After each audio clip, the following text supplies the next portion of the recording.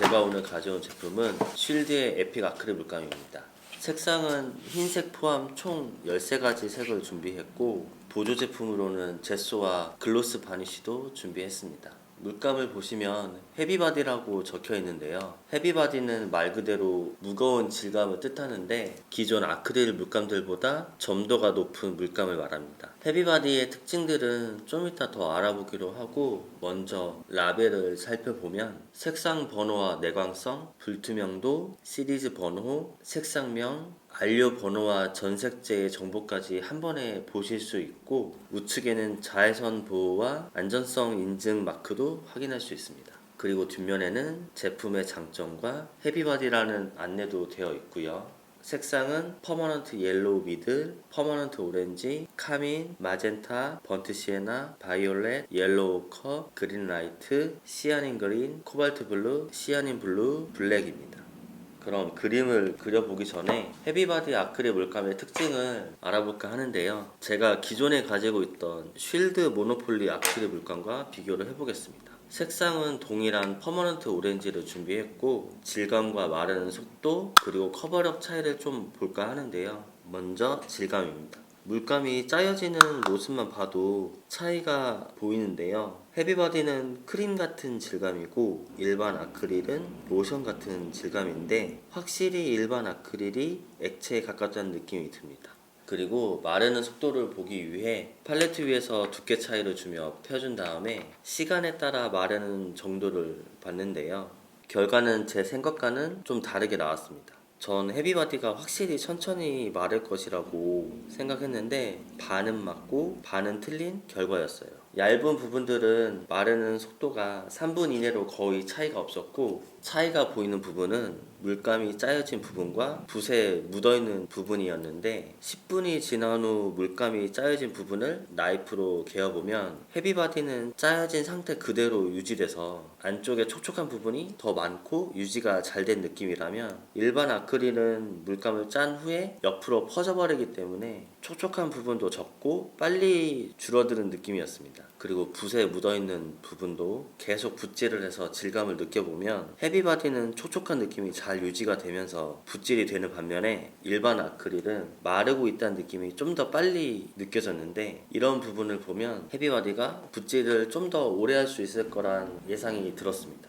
그리고 마지막으로 커버력을 보기 위해 코발트 블루 위에 퍼머넌트 오렌지색을 칠해봤는데요. 2회 도포 후 결과를 봤을 때 확실히 커버력은 헤비바디가 좋다는 걸 볼 수 있었습니다.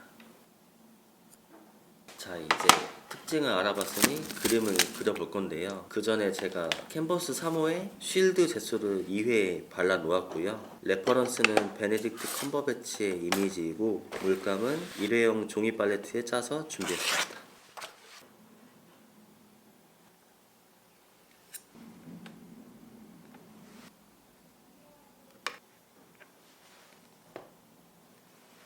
자, 이제 그려볼게요.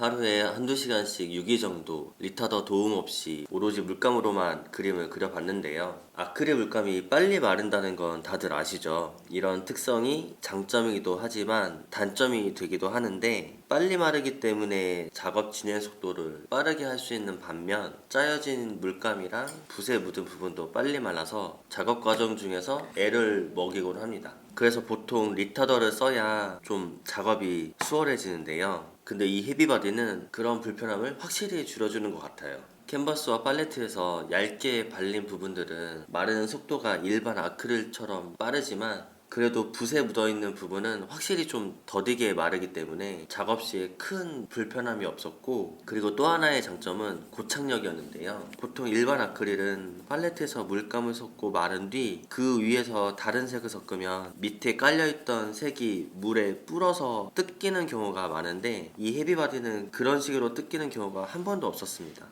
그래서 마른 물감 위에서 다른 색을 섞는 게 수월해져서 팔레트 활용도가 훨씬 좋았었습니다. 그리고 마지막으로 바니쉬까지 발라볼 건데요. 바니쉬는 그림을 보호하기 위해 마지막에 코팅하는 느낌으로 발라주는데, 솔직히 꼭 필수는 아닙니다.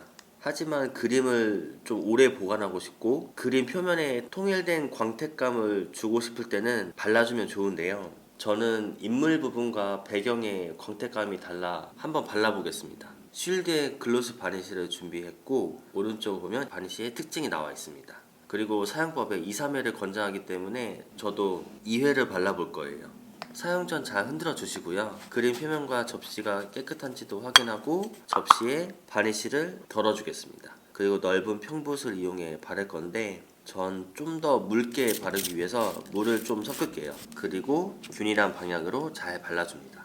처음에는 겉도는 현상이 좀 보이지만 2, 3회 붓질을 해주면 곧잘 밀착됩니다. 바니쉬는 바르는 과정에도 마르고 있기 때문에 붓질을 너무 많이 하지 않게 주의해 주셔야 돼요.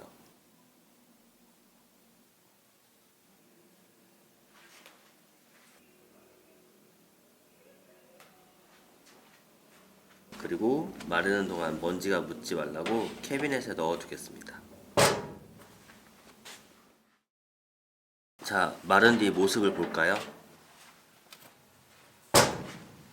광이 전체적으로 입혀진 게 보이시죠? 전 이 정도로도 만족하지만 매뉴얼에 따라서 한 번 더 발라보겠습니다.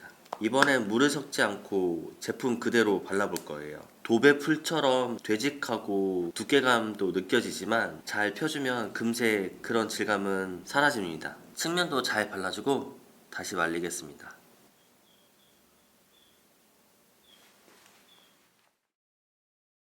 자, 이렇게 바니쉬 과정까지 맞춰봤는데요. 어떠신가요? 확실히 바니쉬는 취향의 영역인 것 같아요. 전체적으로 광택이 들어가니 그림이 견고해진 느낌이 들기도 하고 뭔가 상품처럼 보이는 경향도 있는 것 같습니다. 이런 광택감이 부담스러우시면 광택이 나지 않는 매트 바니쉬를 바르는 방법도 있고, 아니면 아크릴 물감 자체가 고착력이 좋으니까 그냥 바니쉬를 생략하셔도 좋습니다.